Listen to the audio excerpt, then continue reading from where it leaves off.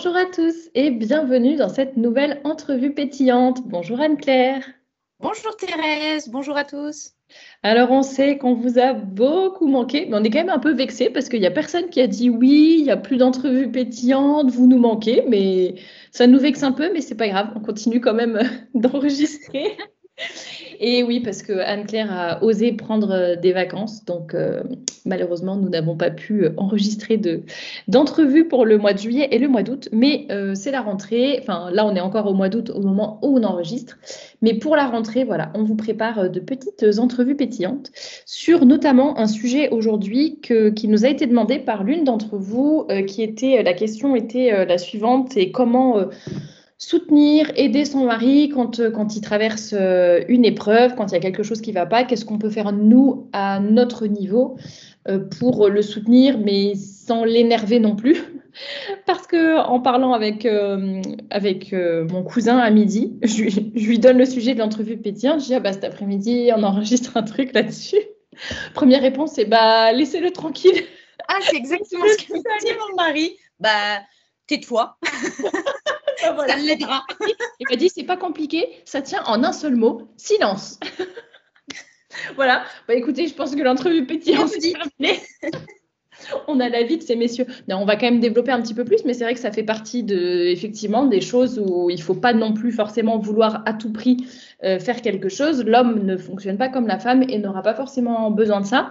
Alors la question était assez vague, donc avec Anne-Claire, ce qu'on va faire, c'est qu'on va voir plusieurs épreuves différentes, entre guillemets, enfin plusieurs cas de figure et voir un petit peu ce qu'on peut faire à chaque fois. Je crois que tu as discuté avec ton cher et tendre époux également pour avoir un point de vue masculin. Donc ça, c'est intéressant. Ne pensez pas qu'on vous sort ça du chapeau et qu'on est là. Voilà, on a eu des avis masculins aussi et je pense que c'est important parce que parfois on se sent démuni en fait devant la souffrance des hommes. On voit leurs préoccupations et en fait on a envie de faire quelque chose mais on ne sait pas quoi. Donc voilà tout le sujet de cette petite entrevue pétillante. Je te laisse commencer peut-être, Anne-Claire, avec ta douce voix pour nous enchanter et nous donner tes bons conseils. Alors, douce voix, je ne sais pas. J'ai la même que toi, donc oui, forcément, elle est douce. Mais Enfin, voilà. Ah, on vous avait manqué, hein, on sait. tu m'avais manqué aussi, Thérèse, sache-le. Alors, j'en ai justement discuté et c'était super intéressant de discuter de ce sujet-là avec mon mari. Et il m'a dit que ça dépendait vraiment de la raison pour laquelle le mari ne parle plus ou pour quelle raison il ne va pas bien. Si c'est par exemple un souci suite à la charge de père de famille, une pression qui est trop élevée, que ça peut être la perte du boulot. Donc ça, il va se poser des questions par rapport à la famille, comment il va faire pour gérer financièrement. Ça peut être un tout petit salaire qui ne va pas suffire pour élever ses enfants. Ça peut être voilà, de cet ordre-là. Dans ces cas-là, il faut essayer de l'aider à relativiser. Donc, lui expliquer que vous êtes heureuse dans cette situation-là, que vous allez réussir à trouver des solutions pour continuer à être heureux en famille, pour élever vos enfants correctement, etc. Après, ça dépend bien sûr de la situation. Mais en général, les hommes sont heureux quand leur femme est heureuse. Ils se sentent responsables du bonheur de leur épouse et de leur famille. Et s'ils voient que leur femme est heureuse dans cette situation-là, dans toute situation, ils ont l'impression de quand même garder la main sur leur famille, enfin qu'ils ne sont pas démunis, on va dire. Et ça les aide énormément moralement parce qu'ils ont vraiment une pression par rapport à la charge familiale. Oui, j'allais dire, c'est bien vrai de dire enfin, utile de les rassurer peut-être, je pense, dans certains cas. Enfin, je dis bien dans certains cas, parce que je pense qu'il y a aussi des maris qui veulent tellement choyer leur femme, leur offrir bah, la meilleure vie possible, le confort matériel, qu'elle puisse faire des petits achats qui sont pas des achats de nécessité, mais peut-être un peu plus, voilà, de luxe entre guillemets, de pouvoir se faire plaisir, etc. Et je pense qu'il y en a aussi beaucoup qui culpabilisent en se disant, mais moi j'aimerais tellement que ma femme, en fait, elle n'ait pas à compter chaque sou, qu'elle puisse se faire des petits plaisirs aussi, s'acheter tel objet ou tel vêtement, etc. Et effectivement, en fait, ils ne se rendent pas compte qu'en fait, il y a des femmes, mais qui en ont vraiment mais rien. Il y en a peut-être pour qui c'est important, mais il y en a qui en ont rien à faire et qui, en fait, vont être très heureuses sans ces choses-là, bon après ça dépend évidemment des couples et des caractères aussi, mais c'est vrai qu'il ne faut pas hésiter aussi à rassurer en disant non mais moi je suis bien comme ça. Alors, après si c'est avoir de l'argent pour manger ou avoir de l'argent pour l'école des enfants, c'est autre chose, mais dans certaines situations effectivement juste comme tu dis, montrer qu'en fait tu es heureuse, tu es bien et qu'ensemble on va trouver une solution, c'est déjà très bien. Oui, voilà, trouver une solution à deux, etc. Je crois que c'est dans le livre L'univers fascinant de la femme où elle explique ça très très bien. Elle explique comment l'homme, psychologiquement, comment fonctionne le cerveau de l'homme et ce qui l'aide à relever la tête, etc., à aller mieux quand il n'a pas le moral. Donc ça, c'est un livre qui était intéressant. Justement, si vous voulez lire ce livre, n'hésitez pas, vous allez sur le blog, donc femmeapart.com, le lien est dans la description, et vous tapez dans la barre de recherche Univers fascinant de la femme, par exemple, et vous verrez, il y a 2-3 articles que j'ai écrits dans lesquels je résume un petit peu chaque partie. Déjà, si ça vous intéresse juste de voir un petit peu la thématique, peut-être que ça vous donnera des pistes de réflexion. Et il me semble que dans le premier article, je donne le lien, il est disponible en fait en PDF gratuitement sur Internet. Donc, il me semble que j'ai donné le lien dans l'article. Mais bon, en tout cas, sinon, vous le trouverez facilement si ça vous intéresse. Et autre raison également, ça peut être des pressions qui sont entre guillemets non justifiées. Non justifiées en temps normal, mais pour lui, qui peuvent être très importantes. Par exemple, on peut donner l'exemple de la femme qui gagne beaucoup plus que le mari. Pour lui, ça va être une pression énorme, il se sentira beaucoup moins bien que sa femme, et alors que ça pourrait être en soi des trucs futiles. Pour lui, ça va être une pression énorme. Et ce qu'il faudrait faire en soi, c'est vraiment en discuter avec lui et trouver des solutions. Donc, c'est pas forcément, il y a des femmes qui ont besoin de travailler, qui n'ont pas le choix pour leur foyer, pour leur situation, ou enfin voilà, elles sont obligées de travailler et quelquefois elles gagnent plus. Et ça peut être trouver des solutions pour qu'ils ne se sentent pas moins que la femme. Sachant que voilà, c'est une situation différente. Donc, trouver des solutions ensemble qui pourraient convenir aux deux et lui faire comprendre que c'est pas justifié, que c'est pas parce qu'elle gagne plus qu'elle est meilleure que lui, qu'elle est plus forte que lui, qu'il a toujours son rôle de père et de mari. Voilà. Je sais qu'il y a certains hommes qui peuvent tomber en dépression et ne plus avoir de boulot à cause de ça. Ça peut être lié à un burn-out, par exemple. Ça arrive fréquemment, une charge de boulot tellement énorme qu'ils tombent en burn-out, ils sont obligés de rester à la maison. Et dans ces cas-là, que peut faire la femme? Donc, j'ai eu plusieurs personnes autour de moi dans cette situation-là et ils essayent de trouver une solution ensemble. Donc là, c'est des résolutions de problèmes. Donc là, elles cherchent des solutions avec leur mari et il y en a certaines qui ont repris le boulot exprès pour que le mari puisse se reposer. De toute façon, il est à la maison, donc il peut gérer les enfants dans cette situation-là. Et comme ça lui laisse le temps de réfléchir, de se poser, de trouver un autre boulot, pourquoi pas consulter ou de faire une thérapie ou autre chose et trouver un autre boulot pour plus tard momentanément et ça fonctionne très très très bien et ils ont trouvé ensemble et il s'est senti soutenu, aidé par sa femme et ça remet un équilibre dans le couple, dans la famille et ensuite la femme peut reprendre son travail habituel, etc. quoi. En fait, il faut surtout qu'il sente qu'il est toujours utile, qu'il est toujours chef de famille, qu'il a toujours de la valeur, que voilà. Et ça, c'est dur pour un homme de ne pas pouvoir travailler pour X raisons, que ce soit chômage, comme tu dis, un burn-out ou par exemple un accident du travail. Je dis n'importe quoi, il a le dos cassé, il peut plus travailler pendant 3 mois. Parfois, juste 3 mois, c'est énorme, hyper difficile. Et c'est ça justement où la femme doit essayer parce qu'on n'a pas forcément le même fonctionnement. Donc il y a des femmes qui vont tout de suite comprendre à quel point ça peut être difficile, mais en fait il y en a qui vont même pas comprendre pourquoi en fait l'homme a l'impression de perdre sa virilité ou d'être sentir à sa place en fait, parce que la femme peut-être que pour les femmes, c'est pas du tout aussi important ou que nous, c'est peut-être un petit peu difficile, mais ça va, c'est largement surmontable et on s'en sort si ça nous arrive à nous. Mais c'est là qu'il faut comprendre qu'on ne fonctionne pas du tout pareil. Oui, voilà, l'aider à retrouver, lui montrer qu'il a sa place, quoi. Oui, ouais, exactement. Et confiance en lui, c'est ça. Après, il y a d'autres raisons. Ça peut être des problèmes d'un tout autre ordre autre que l'argent. Ça peut être une très mauvaise ambiance au boulot, donc ça ne lui donne pas du tout envie d'aller au travail et du coup, voilà, ça le mine. Ça peut être une pression quelconque, ça peut être des travaux qu'il doit faire qui ne fonctionnent pas comme il veut, ça peut être des centaines d'autres problèmes de ce genre. Et là, le rôle de la femme, c'est ce qu'on disait en intro, c'est plutôt un rôle de retrait, d'être plus en retrait. Éviter de dire bon, pourquoi tu vas pas bien, bah vas-y, tu as besoin de parler, il faut que tu parles, parce que la femme a besoin de parler quand elle a un problème, et plus elle parle, plus ça résout son problème et on n'a vraiment pas besoin de solution. L'homme, c'est l'inverse, il n'a pas besoin de parler et quelquefois c'est des soucis qui vont se gérer tout seuls, entre guillemets. Ils vont se résoudre s'il a un moment de calme, sans question, sans rien, il rentre du boulot, il va pas bien, on lui pose la question comment ça a été aujourd'hui, il répond mal, point, et il dit rien de plus, on le laisse tranquille. Et même la meilleure des solutions, c'est de faire en sorte qu'il n'y ait pas d'enfant dans la pièce, que voilà, il soit seul pour gérer son problème, et il va revenir de lui-même quand il ira mieux, quand il se sera reposé et que voilà, la pression sera retombée. Parce que si vous enfoncez le clou en disant mais tu as besoin de parler, allez vas-y dis-moi, qu'est-ce qui va pas, je vais t'aider, machin, ça va faire que envenimer son problème et au contraire il va être de mauvaise humeur toute la soirée et il va même vous en vouloir alors qu'à la base, il ne vous en veut pas du tout.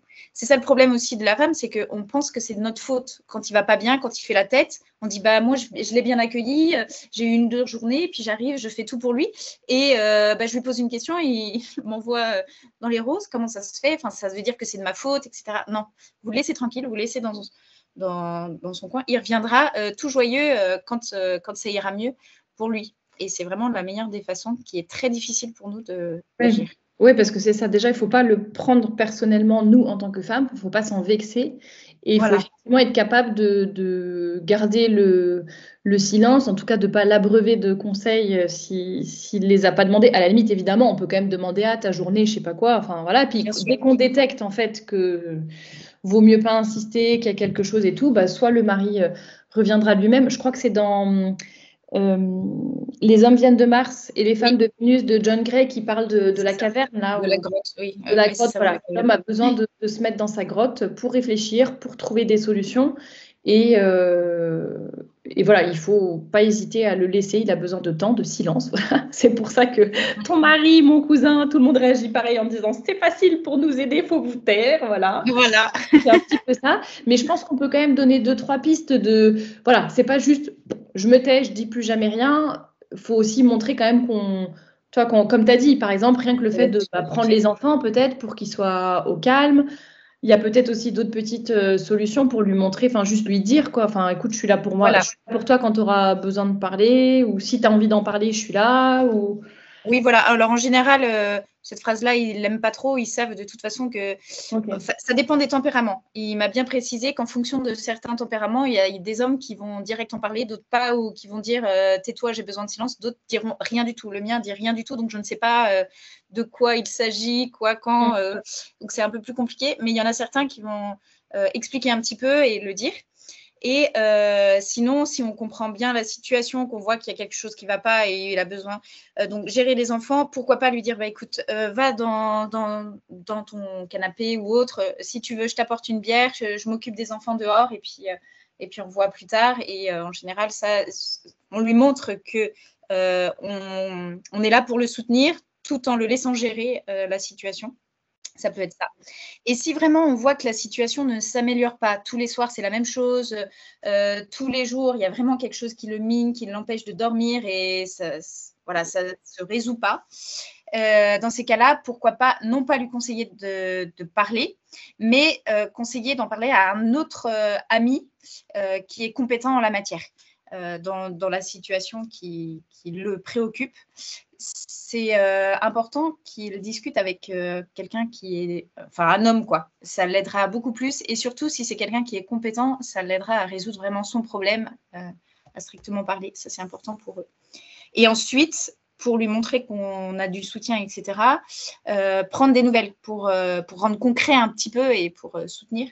Dire, bon, alors, comment ça s'est passé? Est-ce qu'il t'a donné des solutions? Est-ce que ça va mieux? Voilà, et sans rentrer dans le sujet s'il n'a pas besoin de vous en parler. Mais voilà, prendre des nouvelles pour savoir où ça en est. Là, c'est un soutien indirect, on va dire. Oui, c'est ça. Pour lui montrer qu'en fait, on on est là, mais en retrait, en fait, finalement, et on le laisse gérer. Ça rejoint ce qu'on disait aussi sur le point précédent, le fait que si, par exemple, il est au chômage temporairement ou quoi, ça va vraiment affecter sa virilité. Et là, je pense que c'est pareil. Nous, comme tu dis, les femmes, en général, on a plutôt besoin de parler, d'exprimer, même si on n'attend pas spécialement que la personne en face nous donne des solutions, mais juste le fait d'extérioriser. Et les hommes, au contraire, ça va leur paraître comme un peu une diminution de leur force ou de leur virilité si jamais ils en parlent surtout à leur épouse, parce qu'ils savent qu'ils ont ce rôle et ils ont envie de l'avoir, ce rôle de protecteur, de chef de famille, et se disent non, ça c'est mes soucis, c'est pas ma femme qui va les porter. Après, ça dépend des tempéraments aussi, j'imagine, mais oui, voilà, c'est ça. Beaucoup d'hommes sont comme ça, en effet. Exactement. Après, il y a encore, tu parlais de justement affecter leur virilité. Il y a aussi d'autres raisons. Ça peut être des graves erreurs. Par exemple, quelque chose qu'ils ont fait qu'ils n'auraient pas dû faire. Et c'est très difficile pour eux d'avouer une faute qu'ils ont faite. Donc, c'est une honte. Et au niveau du respect humain, c'est assez difficile. Et par exemple, ils ont fait un très gros investissement. Ils en ont parlé bien sûr à leur épouse avant. Et puis il a dit, oh, je ne sais pas si c'est une bonne idée. Écoute, tu devrais peut-être pas le faire. Et il le fait quand même parce qu'il est sûr de lui. Et finalement, catastrophe, il perd tout ce qu'il avait. Et au niveau familial, c'est très compliqué. Ou alors, il a cassé la voiture. Ça va plus du tout. Enfin voilà, il y a plein de raisons autres. Mais une erreur grave ou une faute. Et dans ces cas-là, qu'est-ce qu'il faut faire? Alors, déjà, à ne pas faire. Je te l'avais dit. Ils le savent. Et ça leur donne un petit bâton sur la tête encore plus. Et ils ne vont pas vouloir vous en parler encore moins. Et ils ne se sentiront pas du tout soutenus. Alors, c'est très difficile de soutenir un mari qui ne vous a pas écouté. Mais il faut justement faire l'inverse, lui faire comprendre que vous lui avez pardonné et que vous allez vous sortir ensemble et trouver une solution à deux. Donc, pourquoi pas lui dire, effectivement, tu as voulu aller au bout de ton idée, voilà, bon, maintenant, tu as fait le guignol, maintenant, on va rebondir, on va trouver une solution ensemble et puis ça va aller, quoi. Dire qu'on ne l'a pas abandonné et on est prêt à le soutenir malgré tout. Donc, il faut être indulgent parce que mine de rien, nous aussi, on fait des erreurs et on aurait pu faire une erreur grave aussi d'un autre ordre. Et on aimerait bien que notre mari nous soutienne et ne nous dise pas, t'es une abrutie, débrouille-toi toute seule. Et puis, voilà. Donc, il faut avoir vraiment une attitude chrétienne à ce niveau-là et essayer de le soutenir malgré tout et bien prier pour que les grâces nous tombent dessus et trouver les bonnes solutions pour le foyer, quoi. Mmh. Et surtout, il faut bien cerner le problème parce que quelquefois, on essaye de trouver des solutions qui sont complètement à côté de la plaque et l'homme, ça va l'énerver plus que tout, quoi. Non, mais j'aime bien ce que tu dis parce qu'en même temps, c'est pas juste dire c'est pas grave, c'est pas grave. Enfin, c'est pas minimiser non plus ou dire il n'y a rien ou ignorer qu'il a fait une faute. Mais en même temps, c'est bon, voilà, tu as fait une bêtise, ça peut arriver à tout le monde ou machin chose, mais allez, maintenant, on essaye de redresser la barre, quoi. Après, j'imagine que ça dépend des soucis aussi, parce qu'en vrai, si c'est quelque chose qui ne concerne pas vraiment la famille, c'est son erreur à lui. Bon, voilà, à la limite, il peut se débrouiller aussi, mais c'est vrai que quand ça affecte le foyer, on a toujours, on est tous concernés, quoi. Donc, effectivement, il faut faire un effort. Mais là, je pense qu'on a déjà quand même bien balayé plusieurs possibilités. Ah, Anne-Claire a encore quelque chose à ajouter. Elle veut toujours parler. Juste un micro truc, mais moi, j'ai tendance, comme je suis une bonne sanguine, d'avoir tout le temps le bon côté des choses, je me dis, quand il voit le mauvais côté des choses, je vais lui donner tout le bon côté des choses. Comme ça, c'est bon, il va se rendre compte qu'en fait, c'est pas grave, quoi. Et je lui en ai parlé, je dis, mais c'est bien ou pas de faire ça quand il dit, ah non, mais rien ne va plus parce qu'il y a ça, ça, ça. Et puis moi, je lui dis, ah mais si, mais il y a ça qui va bien, ça qui va bien. Il dit, ça dépend vraiment. Comme je disais tout à l'heure, bien cerner et bien cibler le problème. Il me dit, par exemple, tu as fait un très beau gâteau, je l'ai fait tomber par terre, on ne peut plus manger de dessert. Du coup, ça me mine un petit peu sur le moment. Et tu me dis, mais c'est pas grave, les enfants sont en bonne santé, on a une bonne maison, il fait beau aujourd'hui. Je vais dire, mais quel rapport? Enfin, voilà, et ça va m'énerver. Tu vas me donner des trucs positifs, mais en fait, rien à voir avec le souci. Et là, ça va être terrible. Bon, là, c'est un micro-exemple qui est vraiment… Oui, mais c'est vrai qu'il ne faut pas être trop à côté de la plaque non plus. Dire faut vraiment oui, bien cibler le problème et comprendre exactement ce qui le mine, pourquoi, comment, le fond du problème. Dans ces cas-là, oui, vous pouvez donner tous les points positifs, des points négatifs, mais vraiment, il faut vraiment cerner complètement le problème, quoi. Alors désamorcer un peu avec de l'humour, ou montrer qu'en fait ça nous affecte pas et que c'est bon, on peut. Enfin, dans l'exemple du gâteau par exemple, où c'est un truc vraiment pas. Bon, après oui, c'est sûr, si tu as passé l'après-midi en cuisine et tout, bon, mais moi j'avoue, après je suis un peu comme toi, je dramatise tellement pas pour ce genre de petites choses matérielles, où même si j'ai passé 3 heures en cuisine, oui, sur le coup je vais me dire, ah bah ok, sympa, le gâteau est par terre. Bon, après, qu'est-ce que tu veux? Enfin, il y a plus grave dans la vie, quoi. Je préfère que ce soit le gâteau par terre plutôt que la maison qui s'écroule, et puis voilà, quoi. Mais bon, effectivement. Sauf si c'est une tarte au citron meringuée. Alors là, c'est alors là, on n'y touche pas là. Là, c'est bon, c'est fini. Non, je plaisante. Mais oui, bah, écoute, merci pour tous ces conseils. Merci à ton cher et tendre époux de nous avoir aussi donné un petit peu son avis, enfin, point de vue masculin sur ce qui peut, la façon dont lui peut vivre les choses aussi. Comme ça, je pense que ça va donner plein de bons conseils. Et si vous en avez, n'hésitez pas aussi à les ajouter en commentaire pour participer aussi avec vos petites et grandes expériences. Je sais pas exactement, si c'est ce que j'allais dire. Je voulais que si vous avez plein d'astuces comme ça, je prends aussi. Et puis toutes les auditrices seront intéressées de connaître plein d'autres idées et astuces qui pourront aider nos maris quand le moral est bas. La façon dont vous faites, parce que comme on l'a dit, ça dépend aussi beaucoup des caractères, des tempéraments et des situations, donc ça peut être intéressant d'avoir vos avis. On espère en tout cas qu'on a bien répondu et qu'on a donné des bonnes pistes de réflexion à la personne qui avait posé la question. N'hésitez pas si vous avez d'autres suggestions pour des entrevues pétillantes. C'est vrai qu'on pense pas, enfin, quand on n'a pas de questions spéciales, voilà, nous on trouve toujours des thématiques à aborder avec vous, mais si jamais vous avez des questions comme ça, sur des sujets spécifiques, n'hésitez pas à nous les poser. Puis si on peut, c'est pas toujours possible, mais quand on peut, on y réfléchit et on y répond avec grand plaisir. En tout cas, merci de votre fidélité, de votre soutien. Si vous voulez écouter d'autres entrevues pétillantes, eh bien, vous pouvez aller sur la playlist Entrevues pétillantes sur cette chaîne YouTube. Vous pouvez aussi nous écouter sur Spotify. Et si vous voulez en savoir plus sur Anne-Claire et sur tout ce qu'elle propose de génial, eh bien, vous allez en barre d'infos sous cette vidéo. Il y a tous les liens vers le magazine Brand Peps et toute la boutique sur laquelle vous trouverez des choses, pas mal de ressources, dont plein de ressources gratuites aussi. Donc, n'hésitez pas à regarder là-bas. Et on vous dit à très bientôt pour une nouvelle entrevue pétillante. À très bientôt.